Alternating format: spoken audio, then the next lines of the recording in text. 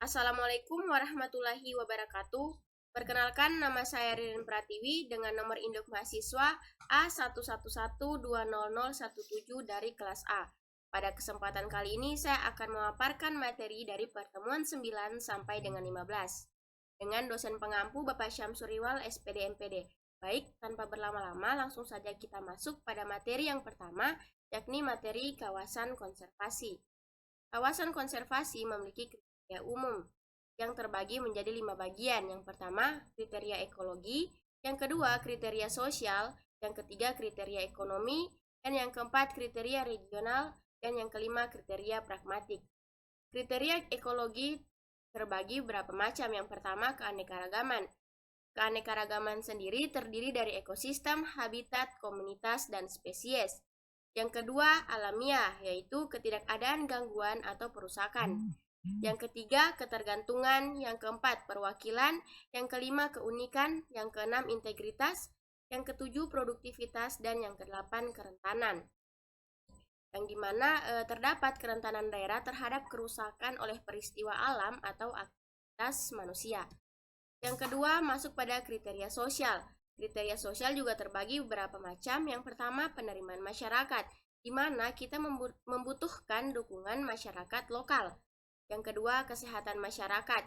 Dan yang ketiga, rekreasi, yaitu di mana area bisa digunakan untuk rekreasi oleh masyarakat sekitar. Yang keempat, budaya.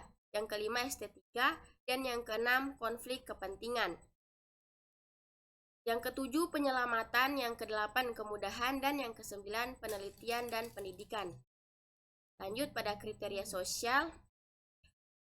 Mohon maaf, saya ulangi. Lanjut pada kriteria ekonomi. Yang pertama, kepentingan untuk spesies. Tingkatan yang terkait pada nilai penting spesies komersial tertentu yang ada di suatu daerah. Yang kedua, kepentingan untuk perikanan. Yang ketiga, ancaman alam. Dan yang keempat, keuntungan ekonomi. Yang kelima, pariwisata. Lanjut pada kriteria regional. Kriteria regional terbagi menjadi dua. Yang pertama, pengaruh wilayah. Dan yang kedua, pengaruh subwilayah. Lanjut pada kriteria yang kelima, yaitu kriteria pragmatik. Kriteria pragmatik terbagi berapa macam. Yang pertama, urgensi. Yang kedua, ukuran. Yang ketiga, tingkat ancaman. Yang keempat, keefektifan. Yang kelima, peluang. Yang keenam, ketersediaan. Dan yang terakhir, pemulihan. Lanjut pada materi yang selanjutnya, yaitu fungsi penetapan kawasan konservasi. Yang pertama, sebagai perlindungan sistem penyangga kehidupan. Yang kedua, pengawetan keanekaragaman jenis tumbuhan dan satwa beserta ekosistemnya. Yang ketiga, pemanfaatan secara lestari sumber daya alam hayati dan ekosistemnya. Lanjut, penetapan kawasan konservasi memiliki pendekatan. Yang pertama, pendekatan administratif dan hukum. Yang kedua, pendekatan fisik. Dan yang ketiga, pendekatan ekologi, meliputi keanekaragaman hayati, kondisi kealamian, keunikan dan kelangkaan jenis, kerentanan kawasan, dan keterkaitan dengan kawasan lain. Yang keempat, pendekatan sosial budaya. Pendekatan sosial budaya sendiri meliputi tingkat dan dukungan dan kepedulian masyarakat, kepemilikan lahan, konflik kepentingan, kebudayaan, dan keamanan. Yang kelima yakni pendekatan ekonomi. Pendekatan ekonomi meliputi spesies ekonomis penting, kepentingan perikanan, bentuk ancaman terhadap sumber daya perairan, kawasan pesisir, dan pulau-pulau kecil. Dan yang keenam, pendekatan kelembagaan, meliputi keberadaan lembaga sosial, dukungan infrastruktur sosial, dukungan pemerintah pusat dan atau daerah. Adapun tahapan perencanaan kawasan konservasi, yang pertama identifikasi isu. Dan setelah menyelesaikan identifikasi isu, kita lanjut pada yang kedua, yaitu pengumpulan dan pengolahan data. Selesai dari pengumpulan dan pengolahan data, kita lanjut pada penyusunan profil kawasan konservasi. Dan yang selanjutnya, kita menyusun rencana strategis calon kawasan konservasi tersebut dan penyusunan rencana zonasi calon kawasan konservasi. Yang keenam, penyusunan rencana pengelolaan calon kawasan konservasi. Yang ketujuh, penyusunan rencana aksi calon kawasan konservasi. Nah, pemanfaatan kawasan konservasi sendiri, yang pertama, hendaknya pemanfaatan sumber daya yang berkelanjutan, berwawasan lingkungan, dan melindungi zona yang sensitif. Yang kedua, pemanfaatan diatur dalam zona tertentu sesuai peruntukannya. Selanjutnya diperlukan berbagai informasi sebagai basis ilmiah dalam perencanaan sistem konservasi. Baik, lanjut pada materi yang selanjutnya yakni pengelolaan kawasan lindung. Pengelolaan kawasan lindung adalah rangkaian proses kegiatan mulai dari perencanaan, penataan, pengaturan, pengawasan, dan evaluasi terhadap kawasan lindung agar tujuan penetapan kawasan lindung dapat diwujudkan. Tujuan dan sasaran pengelolaan kawasan lindung yang pertama, untuk mencegah timbulnya kerusakan fungsi lingkungan hidup. Yang kedua, sasaran pengelolaan kawasan lindung yang pertama, mempertahankan dan menjaga fungsi lindung hitam terhadap mempertahankan dan menjaga fungsi lindung hutan terhadap tanah air, iklim, tumbuhan dan satwa serta nilai sejarah dan budaya bangsa. Yang kedua, mempertahankan keanekaragaman tumbuhan, satwa, tipe, ekosistem dan keunikan alam. Adapun kawasan yang memberikan perlindungan kawasan di bawahnya, yaitu yang pertama kawasan hutan lindung, yang kedua kawasan bergambut, dan yang ketiga kawasan resapan air. Kawasan perlindungan setempat, yang pertama kawasan sempadan pantai, kawasan sempadan sungai, kawasan sekitar danau atau waduk, kawasan sekitar mata air. Selanjutnya kawasan suaka alam dan cagar budaya. Pertama, kawasan suaka alam, kawasan cagar alam, kawasan suaka marga satwa dan hutan wisata. Yang keempat, kawasan perlindungan plasma, nutfa dan pengungsian satwa. Yang kelima, kawasan suaka alam laut dan perairan lainnya. Yang keenam, kawasan pantai berhutan baku. Yang ketujuh, taman nasional, taman hutan raya, dan taman wisata alam. Dan yang kedelapan, kawasan cagar budaya dan ilmu pengetahuan. Adapun kawasan rawan bencana alam, yang pertama pengendalian kawasan lindung. Baik, adapun pengelolaan sumber daya alam dan pembangunan yang berkelanjutan. Pertama, lingkungan hidup atau environment, yaitu kesatuan ruang dengan semua benda, daya, keadaan, dan makhluk hidup, termasuk manusia dan perilakunya, yang mempengaruhi kelangsungan perilaku disiplin dan kesejahteraan manusia serta makhluk hidup lainnya.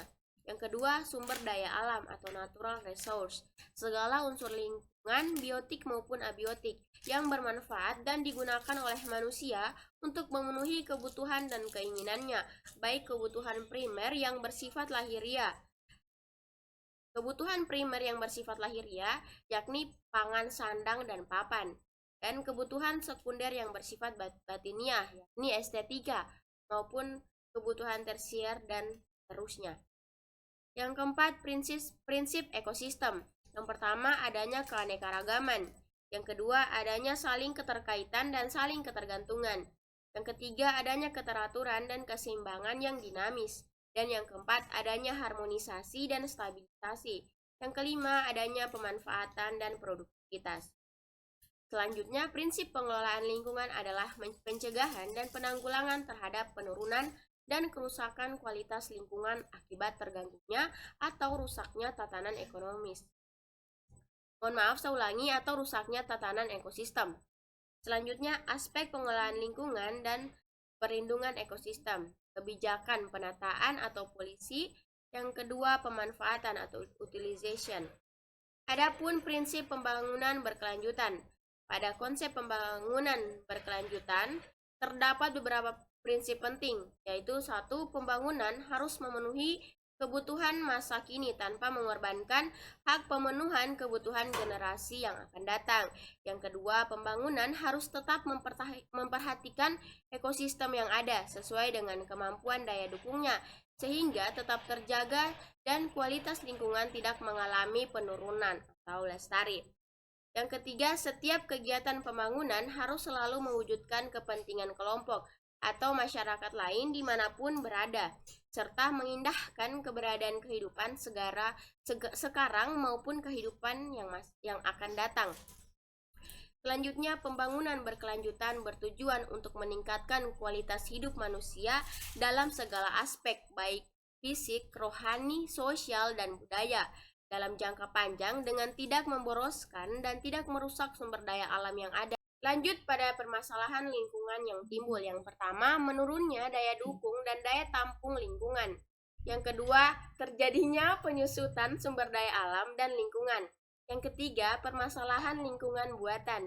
Yang keempat, penerapan standar mutu lingkungan hidup yang masih lemah. Dan yang kelima, masalah pemanfaatan dan pengurasan sumber daya alam yang terdiri dari hutan, tanah, sumber daya air, keanekaragaman hayati, dan sumber daya pesisir dan laut.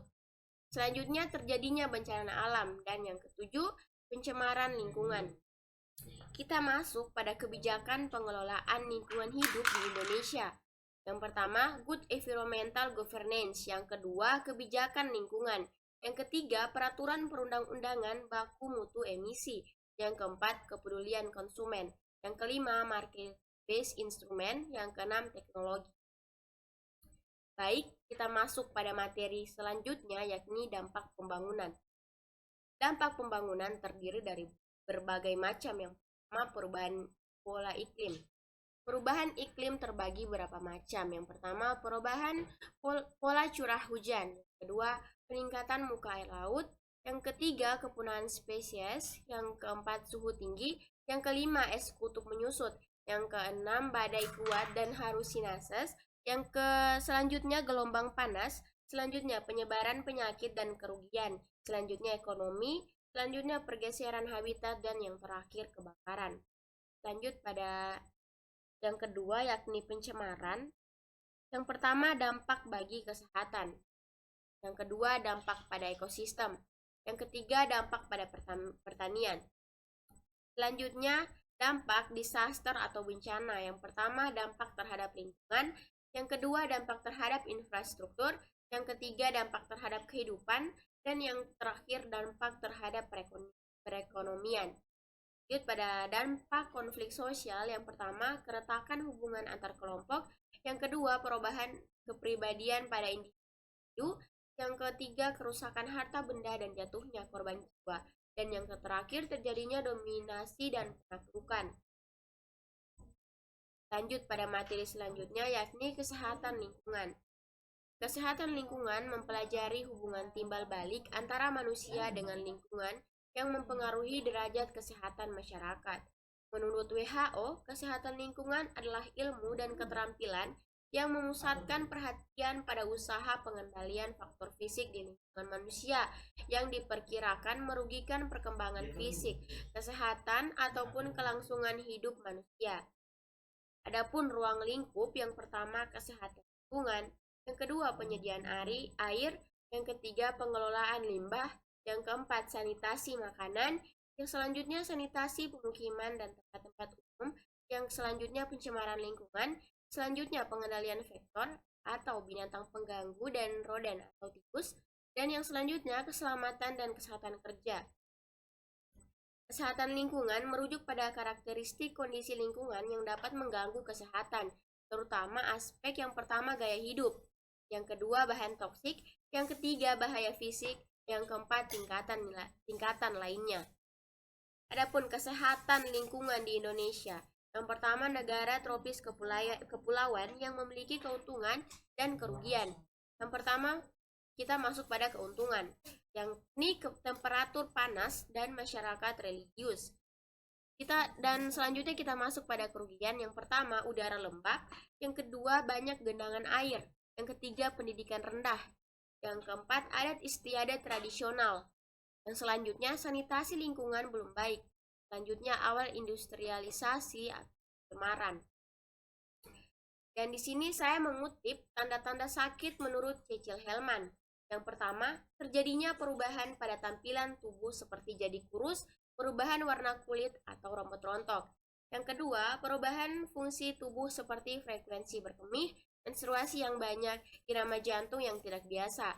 Yang ketiga, pengeluaran suatu dari tubuh yang tidak biasa seperti darah dalam urin, dahak, buang air besar. Yang keempat, perubahan fungsi anggota tubuh atau kaku. Perubahan panca indera, yang pertama kurang pendengaran, penglihatan, atau mati rasa. Selanjutnya, simpotim fisik berupa ketidaknyamanan seperti rasa sakit, sakit kepala, sakit perut, demam, menggigil. Selanjutnya, perubahan emosi seperti gelisah, depresi, rasa sakit yang sangat. Perubahan perilaku dalam hubungan dengan orang lain adalah masalah keluarga atau pekerjaan. Ketujuh, dalam Undang-Undang Nomor 9 Tahun 1960 tentang pokok-pokok kesehatan dalam bab 1 pasal 2 dinyatakan bahwa kesehatan adalah meliputi kesehatan badan, samotik, rohani, jiwa, dan sosial, dan bukan hanya keadaan yang bebas dari penyakit, cacat, dan kelemahan. Mungkin itu saja yang dapat saya paparkan. Lebih dan kurangnya saya mohon maaf. Saya undur diri. Billahi taufiq wal hidayah. Wassalamualaikum warahmatullahi wabarakatuh. Terima kasih.